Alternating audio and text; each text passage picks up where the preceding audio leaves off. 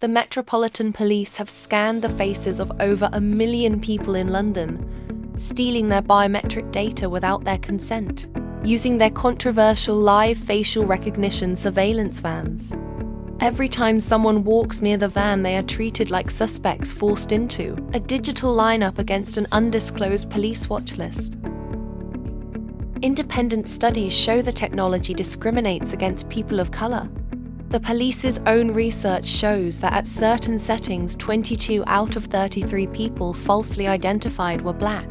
Croydon is by far the most surveilled borough in the whole of the UK, with more live facial recognition surveillance deployments by the Met than even Westminster. Since April 2023, we have seen 37 deployments in Croydon, compared to 31 in Westminster, the second highest.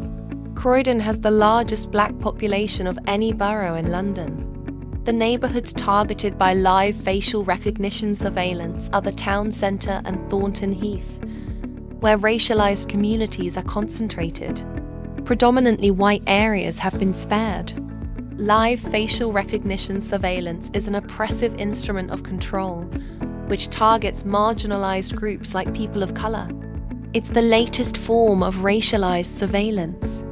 Even the president of the National Black Police Association, Andy George, is alarmed at how the Met is setting up live facial recognition to disproportionately impact the black community in London, deploying it into almost singular black places rather than other communities. On the 28th of September 2024, we monitored the Met's live facial recognition surveillance deployment in Croydon town centre. The full report of our findings is available here. In summary, we witnessed every single black person that was stopped was wrongfully stopped for no reason. Overall, 83% of all people were wrongfully stopped. Every single black person stopped by white officers was immediately handcuffed before any checks were carried out, whilst no white person was handcuffed until checks confirmed they were wanted by the police.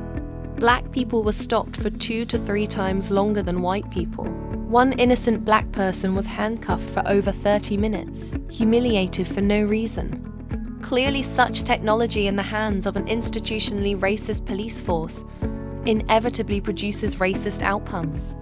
Later, we discovered that due to the late announcement of the deployment by the Met, we had missed Dr. Jyoti Belia from the London Policing Ethics Panel, who had been invited to attend. So we wrote to the panel sharing our findings of the deployment they had attended and the community's concerns, explaining that over 20 community organisations supported by local councillors and a local member of parliament had written to the Metropolitan Police, demanding an end to such intrusive surveillance of our community. The letter had fallen on deaf ears. The London Policing Ethics Panel has indicated that they will consider our report in its 5-year review of Metropolitan Police use of live facial recognition in London. This is in sharp contrast to the Metropolitan Police Service, who seem to be actively trying to stop our findings from reaching the community. Every time the Met announces a deployment in Croydon, we reply to their tweet with a summary of our findings and link to our full report. Recently, the Met have disabled replies specifically to these deployment tweets. Other tweets are unaffected. It's a blatant attempt to take away the community's right to reply. We urge the Metropolitan Police Service to engage with the concerns of the community, rather than to try and silence us. We will not be silenced.